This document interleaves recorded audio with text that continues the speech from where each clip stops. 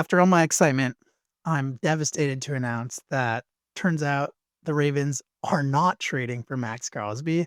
The Raiders just released a statement around 24 hours ago stating the Baltimore Ravens have backed out of our trade agreement for Maxx Crosby. We will have no further comment at this time.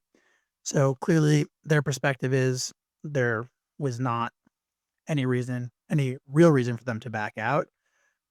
The Ravens side is, they brought him in for a physical, and that's why they backed out. For context, none of these trades or signings can be made official until today. So we've been hearing all these trades coming through over the last 48 hours. Those are all unofficial. Trades and free agency. Everything's unofficial until today. So that's why they were able to back out. I mean, either way, every trade is contingent on a physical, which we briefly touched on. Besides for Brett Favre, every trade is contingent on a physical. The Ravens said he failed the physical. A little bit of a bad look for them because 12 hours later, they signed Trey Hendrickson. For more context, everyone knew that Maxx Crosby was coming off of meniscus surgery. So it's a little confusing that there would be something unexpected there. Like I said, they signed Trey Hendrickson 12 hours later. He's the best pass rusher in this free agency class. He is arguably a better pass rusher than Crosby, but a far, far worse run stopper. He's 3 years older. They signed him to a $112 million deal over 4 years with $60 million guaranteed. So it's a slight discount. The accusation is that, they had a bad start to free agency and they nuked the trade intentionally. That's one side. We'll get to the other side, but where are you holding on this? First of all, leave it to your Ravens to get us to do our first special episode. We're so excited about it. And then 24 hours later, we got to come back and be like, oops, that never happened. I was thinking the same thing. The conspiracy is that the Ravens make the trade. Then they realize that free agency isn't going their way. And they could get Hendrickson without having to give up 2 firsts. And they're like, let's just get out of this trade and keep our first because we didn't sign the people we wanted to sign for other positions. And if we trade away 2 firsts and then pay Crosby, we're not going to be able to fill out our roster. That's what people think. I don't. I'm more of the positive. I'm a positive guy. I like to think that the Ravens are a very well run organization, and they must have seen something. And maybe he's not healing as fast as he should. I mean, because everyone knows you are right about this. Everyone knows he would have failed his physical right then because he's coming off surgery. Yeah, but it could be maybe they saw something in that what, the tear was a lot worse than we had been told, or the surgery didn't go as well, or his recovery won't be as good. I don't know. I do know this: there's some bad karma coming the Ravens' way. We joked about this over text. You better hope you don't play Maxx Crosby wherever he ends up next year. Yeah. And if you do, you need an extra blocker for Lamar. Do not want to see that. Yeah. What the other interesting part of this is that while this is going on, the Raiders spent like $80 million in signing people, more, hundreds of millions, but over years. So like 80 million of their next year cap space because they thought they had all this space. And now Crosby's back, which means they're going to have to pay Crosby and they probably won't be able to get rid of him. Everyone's be worried about, I think now they're going to have to keep him until he fully rehabs. So it is the whole thing is very interesting. With these situations, a lot of people think like nefarious things. I tend to be like, the simplest answer is usually the right answer. They didn't like what they saw. They're allowed to change their mind. This is what the physical is let's see if he's physically well enough to play for us. They didn't believe he was.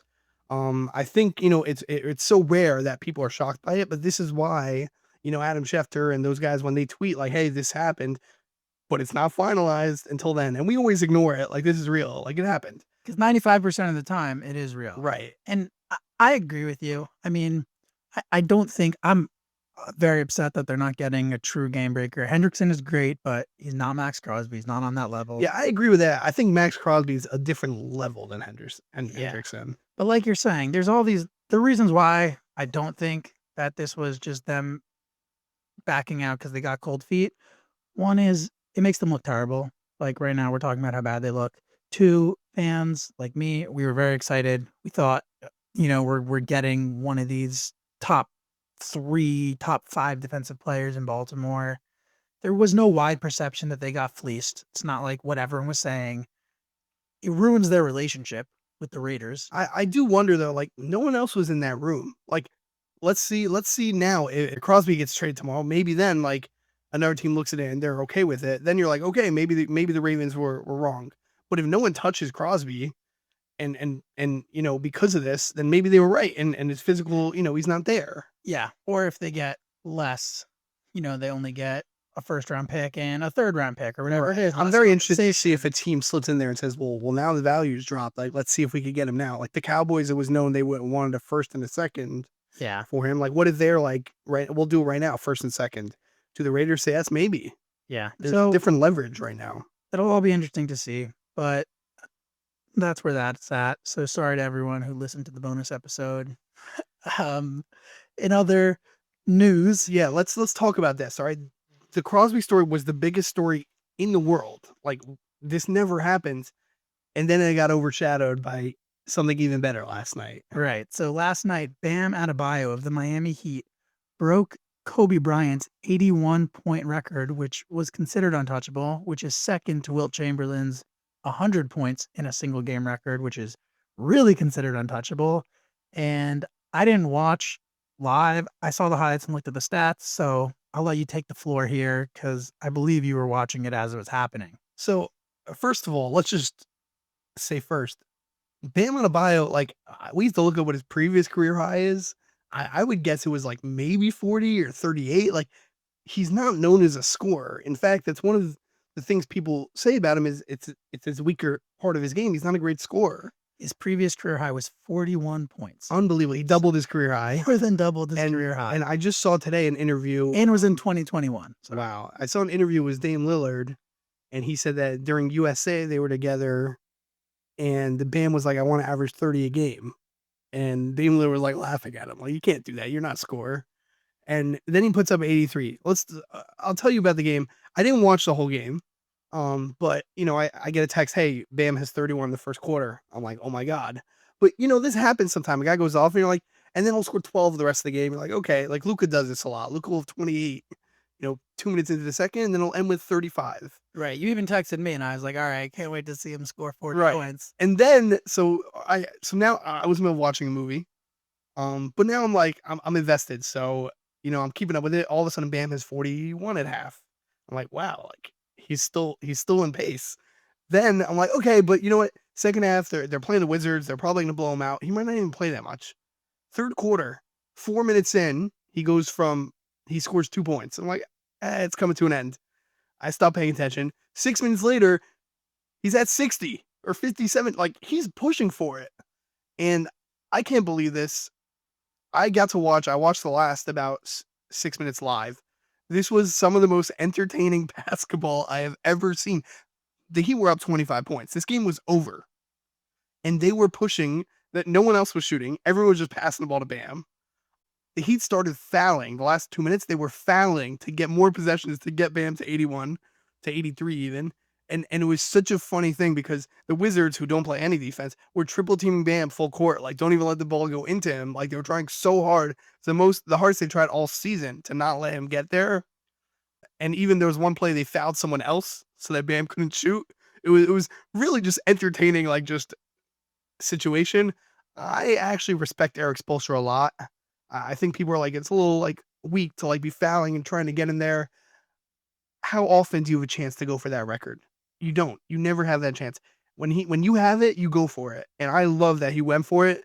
And then he gets free throws. He from 77 to 83 was 6 straight free throws. It was all free throws.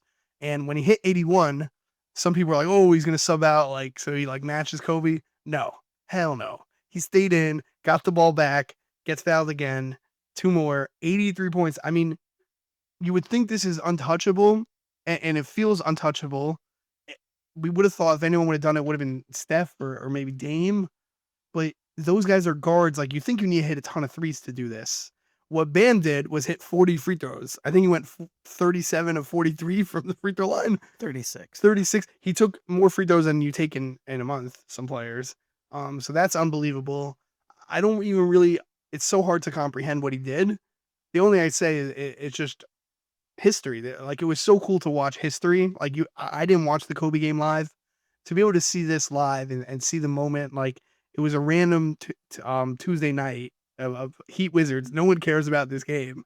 And then the last 5 minutes was unbelievable, and the whole crowd is standing and watching history. So it was just really cool to see. If I would have given you 50 guesses in the NBA, pick top, before the season, I said someone's going to break Kobe's record this year. I don't think Bam would have been in your top 50. I saw Bill Simmons tweet that, like top 60 even, and I agree with him. I never would have guessed Bam. I would have guessed Hero before Bam. There's so many guys in the league I would have guessed before Bam. It's unbelievable. That's pretty much all I can say. That's one of the wildest things I've ever seen. Yeah. And the people who are like, oh, it's a stain on the NBA or Kobe's record because they were like fouling to get him. Shut up. All right. Stop being such a hater. The dude got 83 points. All right. He had 83 points. So what? He had 6 free throws at the end. All right. He scored 40 in the first half. This was real. So to be a hater with all those people, I mean, like you're saying, I don't want to completely crap on his parade. It's obviously very impressive. It's insane to score 83 points in a game. And in, full transparency, I was not watching it live, so I didn't get to experience the awe of seeing NBA history in front of my eyes. But to me, it's funny you were saying, how is this ever going to be broken? I look at it the opposite. I was like, if a team can manufacture 83, at some point in the next however many years, a team will figure out a way to manufacture 100. To me, what's disappointing is just that what really happened is he had a great first quarter and then like an okay second quarter. And they were like, all right, like we're just going for it.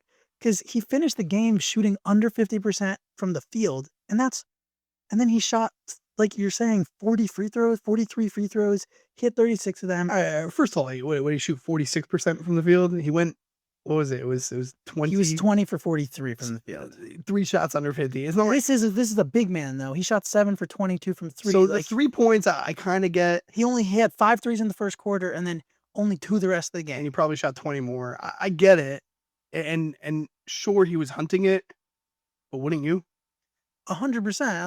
Like I said, I don't want to take anything away from him. I'm just like, let's call a spade a spade. It was manufactured. It wasn't. I wouldn't say manufactured. Well, Kobe was losing. Kobe was losing by 20 points, and out of necessity, he took every single shot. That's how I view it. You watch? Have you ever rewatched it? Yeah. So the last 9 minutes, I think I have to check for 7 or 9. No one on the team took a shot besides Kobe. The last 9 minutes of the game. So you could claim that was manufactured too. He also had a bunch of free throws at the end of that one. So of course, but it's not like you're up 30 points. How much did they win by that game? I have no idea. So we can fact check. I think they ended up winning by 20 in the end. Fine. But the point is, he got really hot in the first quarter, and then he rode it. And by the way, if he cooled down and ended, and he's, he had 31. Let's say he is, 38 at halftime or 33 at halftime, and then by the end of the third he is 42. Then maybe they would have pushed for 50. But in the third quarter, he scored 20 points. And then the fourth quarter, he scored 20 points. So, yeah. And the reason why I never thought it would be broken and why I still like it's impossible is because this is the NBA. They're not going to just let a guy keep scoring. So, like, when Steph had 40 and a half, or when these guys go off, all of a sudden they'll start throwing doubles at him every play. But when you're a big man, you can't really double him off ball and in the paint. Like, so it's a whole different, like, the only ones who could do this now are people who can really dominate in the paint because they need to be able to shoot as well because you need to hit some threes to do this. But they need to be a guy that you can't just start throwing double teams at him and he'll throw the ball away. You need a guy who can be physically handle it. I don't know. In a world where everyone loves to hate, like, can't we enjoy the fact that dude scored 83 points in a basketball game? It's history. And by the way, there's a lot of people who don't believe Wilt Chamberlain's story is true. So there's a lot of people that think this is the highest scored game ever because there's no film of Wilt scoring 100. I believe it's true, but who knows? In the modern era, no one's done what he's done, and I don't care if he manufactured it. People forget Devin Booker. They were down 20 points when he scored 70. Right. And they were against your Celtics, and they were fouling the whole fourth quarter down 20 to get more shots for Booker to get him to 70. So teams have done this before. I get it, up 20, you pull him. Klay Thompson had 16 3/4 and they pulled him. That's what I Kobe had 16 3/4 and they pulled him. Okay, I'll give you that. I will say they were only up 13 going into the fourth, maybe 16. So it was still a game.